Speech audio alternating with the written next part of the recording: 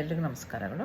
ಇವತ್ತು ನಾನು ಧ್ಯಾನ ಮುದ್ರೆಯ ಮಹತ್ವವನ್ನು ಹೇಳಬೇಕು ಅಂತ ಇದ್ದೀನಿ. ಧ್ಯಾನ ಮುದ್ರೆ ಯಾಕೆ ಇದು ಧ್ಯಾನ ಮಾಡುವಾಗ ಮೊದಲು ಇದನ್ನೇ ಹೇಳ್ತಾರೆ ಮಾಡಿ ಅಂತ ಹೇಳಿದ್ರೆ, ಈ ಹೆಬ್ಬೆರಳು ಇದೆಯಲ್ಲ, ಇದು ಅಗ್ನಿ ತತ್ವ ಒಂದು ಮತ್ತು ಪರಮಾತ್ಮನ ರೆಪ್ರೆಸೆಂಟ್ ಮಾಡುತ್ತೆ.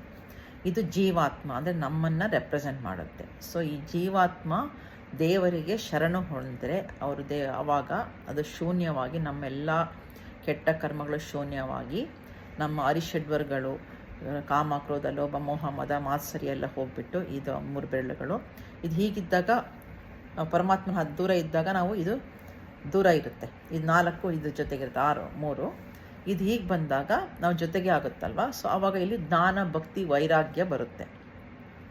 ಸೊ ಜ್ಞಾನ, ಭಕ್ತಿ, ವೈರಾಗ್ಯ ಬರಬೇಕು ಅಂದರೆ ಈ ಮುದ್ರೆಯನ್ನು ಮಾಡಿದ್ರೆ ನಮ್ಮ ಎಲ್ಲ ಕಲ್ಮಶಗಳನ್ನು ಕಳೆದು ಭಗವಂತ ನಮಗೆ ಧ್ಯಾನದಲ್ಲಿ ಬಂದಾಗ ಇದನ್ನು ನಮಗೆ ಜ್ಞಾನ, ಭಕ್ತಿ, ವೈರಾಗ್ಯ ಕೊಡ್ತಾನೆ. ಹಾಗಾಗಿ ಇದಕ್ಕೆ ತುಂಬ ಮಹತ್ವ ಇದೆ. ಧನ್ಯವಾದಗಳು.